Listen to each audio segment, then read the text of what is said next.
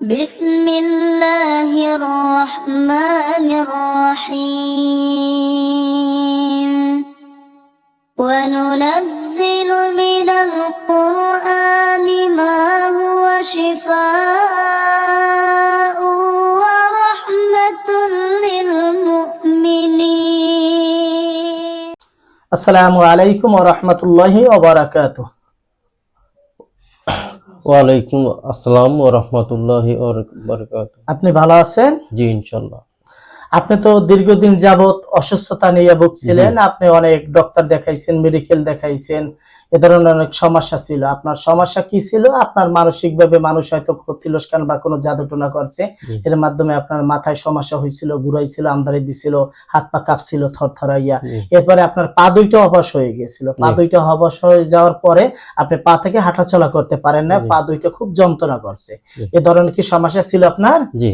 এরপর কি আপনি ডক্টর দেখাইছেন? জি। ডক্টর দ্বারা কি কোনো চিকিৎসা ভালো হয়েছে? না।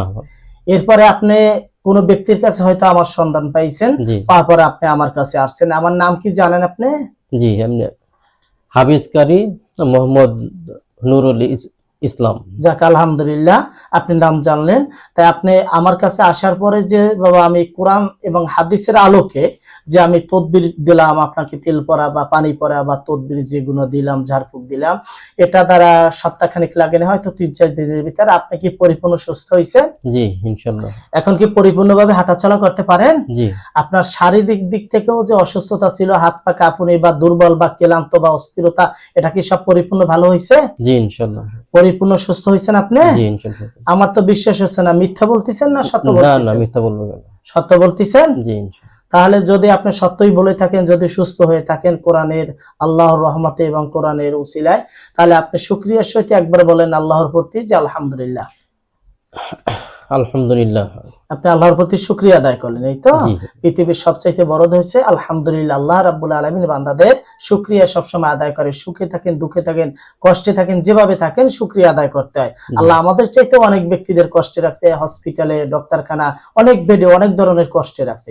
তাই এক্ষেত্রে আমরা সবসময় শুকরিয়া আদায় করবো আল্লাহর কাছে আলহামদুলিল্লাহ। যেভাবে আল্লাহ রাখছে আমাদের, শুকরিয়া আল্লাহর কাছে যে বড় নিয়ামত যে আল্লাহ ভালো রাখছেন। সবচাইতে শ্রেষ্ঠ নিয়ামত হয়েছে সুস্বাস্থ্য মানুষের, বুঝছেন? আল্লাহ আপনাকে সুস্থ করছে, আপনি 5 ওয়াক্ত সালাত আদায় করবেন এবং দিনের পথে চলবেন, সৎ পথে চলবেন, ইনশাআল্লাহ আমাদের জিনে দোয়াও করবেন। আপনার যেহেতু একটা সাক্ষাৎকার নিলাম, আপনি এবং যারা দেখতেছে ভিডিও গুলো, আপনি তাদেরকে বলে দেন যে তাদের যদি কিছু করণীয় থাকে। আসসালামু আলাইকুম। আমি হুজুরের কাছে চিকিৎসা নেওয়ার পর সুস্থ হয়েছি।